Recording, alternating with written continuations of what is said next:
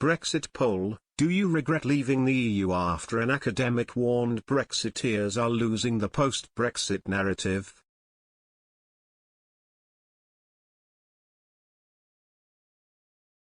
Brexit remains a polarizing subject 6 years after the referendum on EU membership.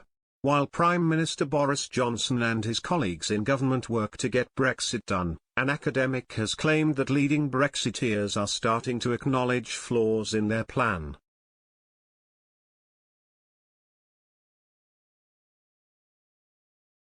Chris Gray, Emeritus Professor of Organisation Studies at Royal Holloway and ex-professor at Cambridge University, cited recent comments from figures like Jacob Rees-Mogg, Lord David Frost, and Rishi Sunak.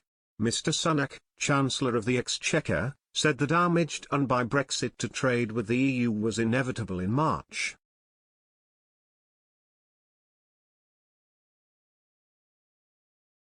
Mr. Rees-Mogg, Brexit Opportunities Minister, also said in May customs and SPS checks scheduled to be phased in from July this year will be delayed for the fourth time, calling it an act of self-harm.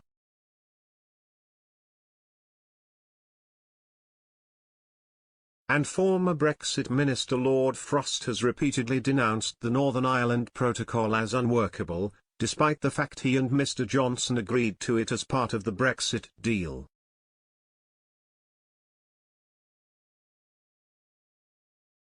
Writing for his blog Brexit and Beyond, Mr. Gray said Brexiteers implicitly or explicitly admit to the failures of the Brexit they agreed or supported, whilst denying or ignoring that the cause is the Brexit they agreed or supported.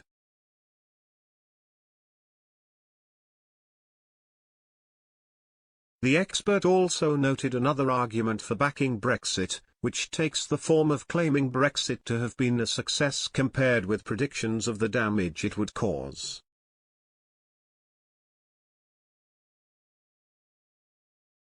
He then added, "What is striking is how convoluted some of these arguments are, and how defensive.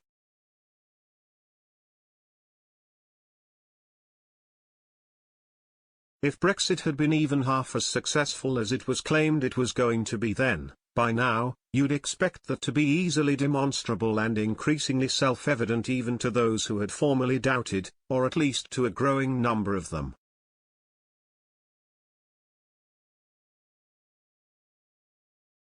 You would also expect a growing self-confidence from Brexiters so that they would feel no need to jibe, as Tim Montgomery does, at Ramona's.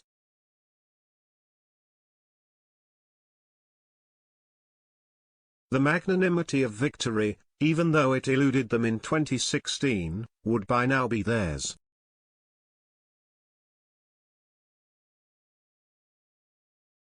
There would be clear signs of Brexit at least moving towards meeting the test for its success set by Frost himself, namely that by 2031 nobody is questioning Brexit. It was self-evidently the right thing to do.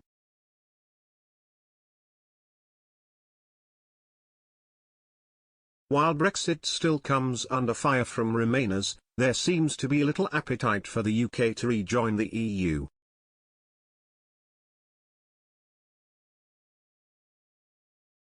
Labour leader Sir Keir Starmer was a prominent Remainer, but in February, he ruled out pushing for a reversal of Brexit.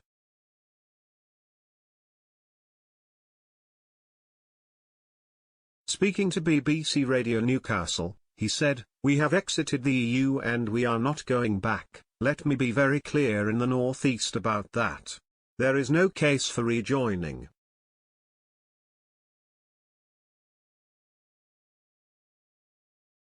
What I want to see now is not just Brexit done in the sense that we're technically out of the EU, I want to make it work.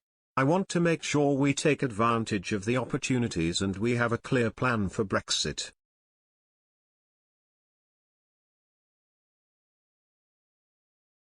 In January 2021, Liberal Democrats leader Ed Davey said his party would not campaign for the UK to rejoin the EU despite the party's strong calls for a second referendum in the 2019 election.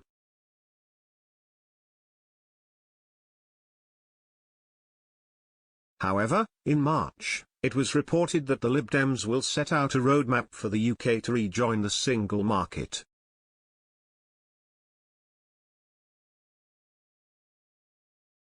Layla Moran, the party's Europe spokesperson, cited the war in Ukraine as an illustration of why the UK and EU cannot afford to be disunited.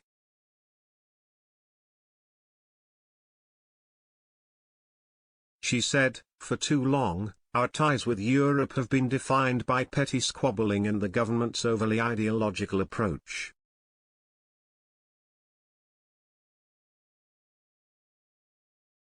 British people and small businesses who are tangled in red tape are paying the price, and they deserve better."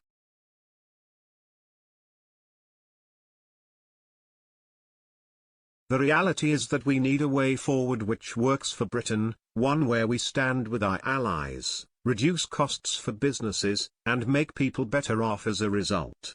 Our comprehensive roadmap will start a new trading relationship with Europe, with British businesses and families benefiting as a result.